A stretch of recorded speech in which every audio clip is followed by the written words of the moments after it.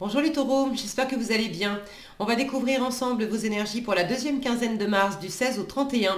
Gardez bien à l'esprit comme d'habitude que ce sont des énergies générales, c'est comme une sorte de météo et vous seul décidez de ce que vous en faites. Donc prenez uniquement ce qui résonne pour vous dans ce tirage et le reste vous laissez. Je vous invite également à consulter les vidéos de votre ascendant et des autres signes de votre thème astral pour compléter ces informations. Ici, l'énergie avec laquelle vous entrez dans cette quinzaine, ce que vous voulez pendant cette période, comment vous vous sentez, la force qui vous soutient, le challenge à relever, le résultat global de cette quinzaine et quelques messages conseils pour finir. Les jeux que j'utilise pour ce tirage sont le tarot du Petit Prince et le petit oracle de l'arbre de vie. Je ne sais pas si vous voyez bien. Voilà. Vous retrouvez sous chaque vidéo en description tous les tarots et oracles qui sont régulièrement utilisés sur cette chaîne, ainsi que le lien pour les guidances personnalisées. Alors, vous avez le 5 d'épée, le 4 de bâton, 7 de coupe, cavalier d'épée, le roi de bâton et le 8 de bâton pour finir. J'ai la moitié du tirage en bâton. La moitié du tirage en bâton, 4 de bâton, roi de bâton, 8 de bâton et puis 2 épées. Il y a quand même de l'énergie pour vous cette semaine. De l'énergie et finalement... vous êtes peut-être dans un... Alors, j'allais dire dans un entre-deux. C'est pas exactement ça. Il y a de l'énergie, il y a de l'enthousiasme, il y a de la motivation, il y a des choses aussi à poser, des responsabilités à prendre, des actions à mener. Peut-être l'environnement aussi qui vous demande de bouger, d'agir, de communiquer, d'aller de l'avant, de mettre des choses en place. Et puis vous le savez parce que vous avez envie justement, vous avez envie que des choses... alors c'est marrant parce que le terme qui me vient c'est s'arrange. Bon, j'y reviens là-dessus. Il y a possiblement quelque chose qui n'était pas en phase avec quelqu'un. Vous avez envie que les choses avancent, s'arrangent. Vous avez envie d'engagement, vous avez envie de légèreté, vous avez envie de célébration, vous avez envie de vous réjouir. Et vous avez visiblement des options. Donc, comment dire, tout cet engouement, il y a un besoin de le canaliser. Et c'est comme si je vous sentais à la fois avec le besoin de canaliser une espèce d'énergie vive et en même temps d'être dans la retenue d'y aller. À la fois vous avez envie et en même temps vous vous retenez. Alors clairement, on vous invite de toute façon à aller de l'avant, à mettre du mouvement, à mettre... la communication est importante cette semaine. On vous invite à parler clair, à parler spontanément, à pas y aller par quatre chemins non plus. Si vous avez quelque chose à dire, quelque chose sur le cœur, dites-le. Maintenant, dans la façon de le dire, il s'agit d'être clair, d'être honnête, d'être sincère, de ne pas tourner autour du pot si vous avez des choses à dire. Maintenant, il y a peut-être des formes à mettre quand même, mais bon... Des formes à mettre quand même parce que vous entrez dans la quinzaine avec un 5 d'épée. Le 5 d'épée en matière de communication avec l'environnement, c'est une carte qui parle de distance, de dispute, de guerre d'ego, de pas s'entendre. Maintenant, sur cette carte-là, dans ce tarot-là, on a deux personnages qui sont en train de regarder ensemble dans la même direction, qui ont justement déposé les armes. Alors on sent que ça a chauffé un peu, il y a eu un peu de casse, il y a eu... Alors, tous les taureaux ne se sont pas disputés avec quelqu'un, mais il peut y avoir eu de l'éloignement, disons du froid, de l'incompréhension avec une ou plusieurs personnes dans votre environnement. Et là, en début de quinzaine, précisément, je sens que vous êtes en train de dépasser ça. Il y a une volonté de trouver le point d'accord, le point de ralliement, comment on peut faire pour réchauffer l'atmosphère, comment on peut faire pour repartir, alors que il y a peut-être eu un peu de casse, où il y a eu de l'éloignement, où il y a eu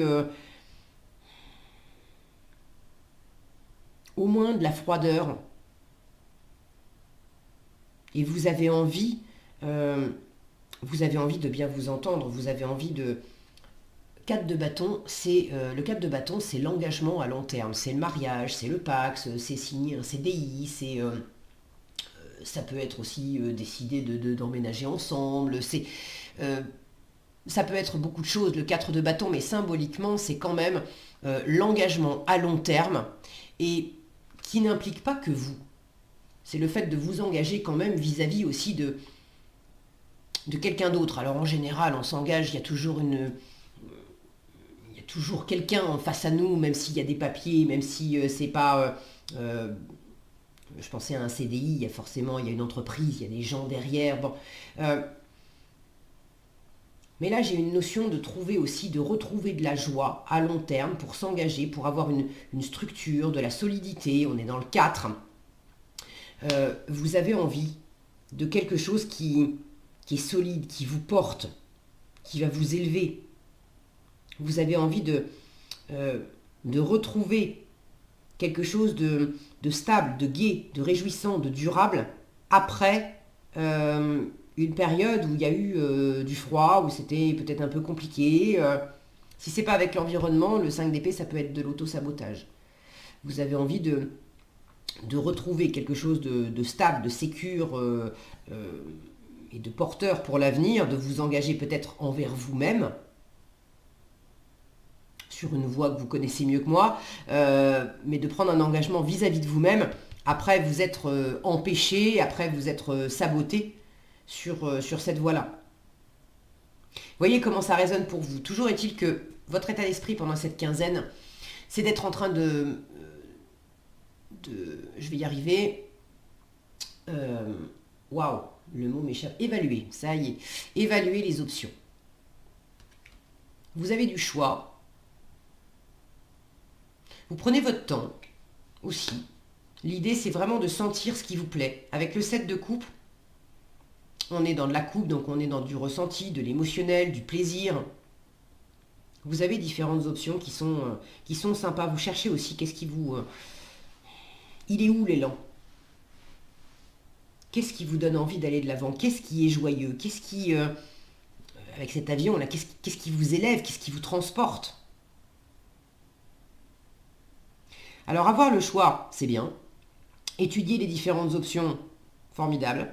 Maintenant, la petite peau de banane du 7 de coupe, c'est qu'on peut rester un peu comme les papillons attirés par la lumière, on peut rester ébloui par les différentes possibilités, par les choix qu'on a, et en fait on n'en fait aucun.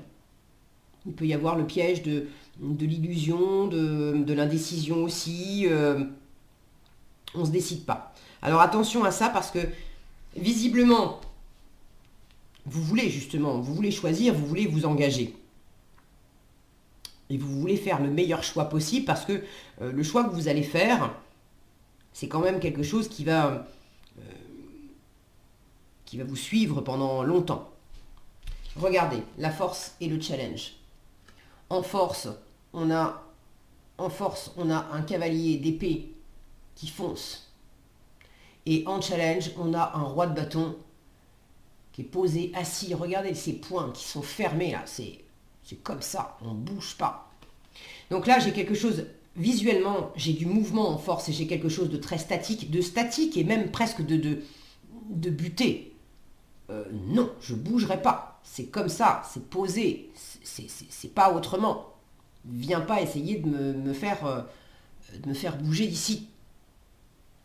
Alors, est-ce que c'est vous qui avez du mal à enclencher du mouvement parce qu'il y a une part de vous, c'est entre vous et vous, il y a une part de vous qui n'est pas d'accord, une qui veut aller de l'avant et l'autre qui dit non, non, non, on bouge pas, on change rien, les choses sont bien comme elles sont.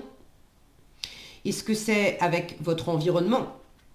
Le roi de bâton peut représenter une autorité extérieure. Est-ce que c'est votre partenaire de vie? Est-ce que c'est un patron? Est-ce que c'est une personne dans votre entourage qui a un côté assez autoritaire?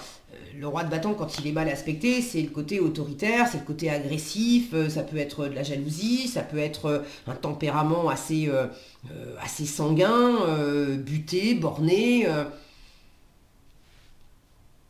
Alors, est-ce que c'est quelque chose qui peut s'exprimer un peu en vous?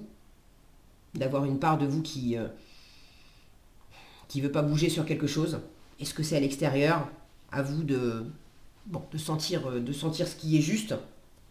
Quoi qu'il en soit, ce côté statique est peut-être un peu trop rude, un peu trop autoritaire, mais autoritaire pour le roi de bâton, justement, normalement, quand il est bien aspecté, c'est un roi qui met du mouvement, qui met c'est un entrepreneur, c'est quelqu'un qui aime avancer. Quand il est mal aspecté, justement, il va pas se lancer, il va pas bouger. Il va se retenir. Alors, que ça vienne de vous ou de l'extérieur, la force, c'est vraiment d'aller de l'avant. C'est de bouger, de mettre du mouvement, mais de mettre aussi de la communication, de l'élan.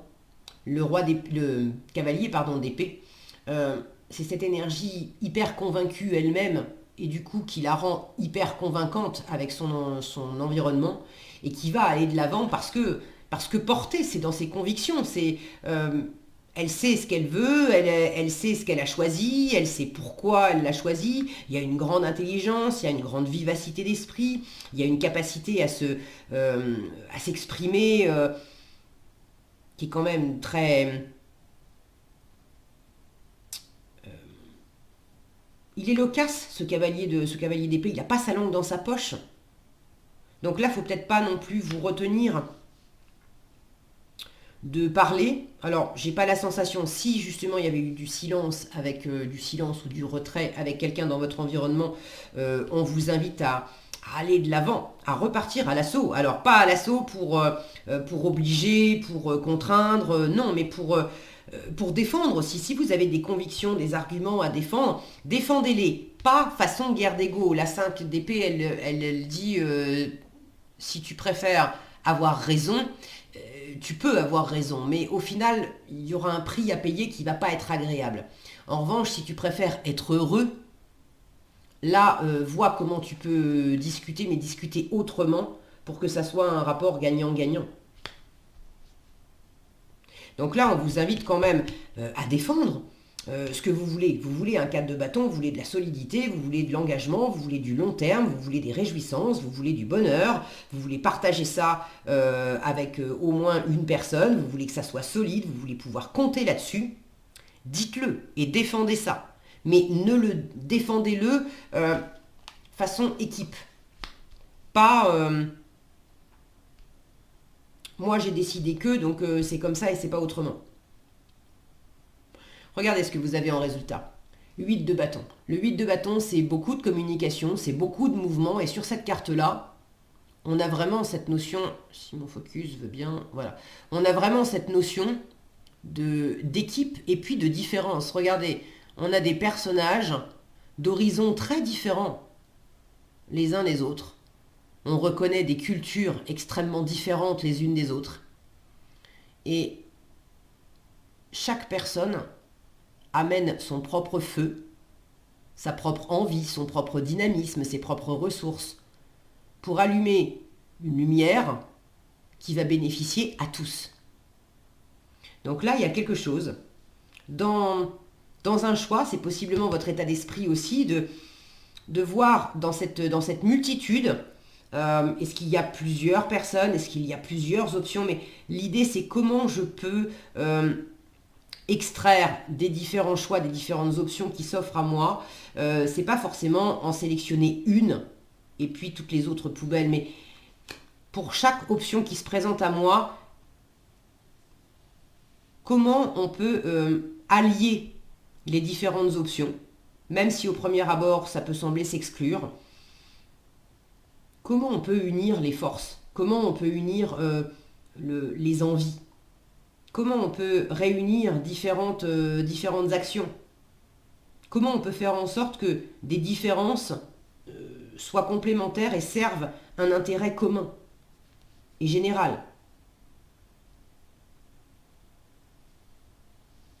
Alors, dans quel domaine ça s'exprime? Vous savez mieux que moi. N'hésitez pas si vous en avez envie à partager dans les commentaires. Je suis toujours ravie de vous lire.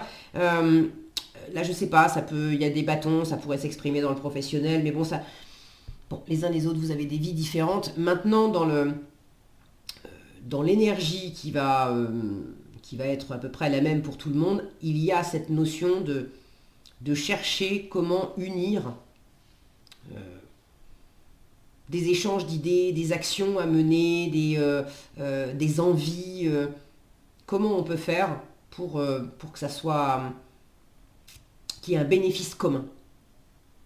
Et c'est pas en cherchant ni à vous retenir de bouger. De toute façon, du mouvement, j'en ai en résultat. Donc, ça peut être un peu challengeant pour vous de vous lancer dans quelque chose. Mais pour autant, je pense que vous allez y aller. Et c'est vraiment le mouvement et le fait d'aller de l'avant et de communiquer un maximum qui vous sera le plus porteur. Maintenant, le côté autoritaire, ne vous laissez pas bouffer par une autorité extérieure si tel est le cas. Ne soyez pas non plus trop campé vous-même sur vos positions pour essayer d'imposer vos vues.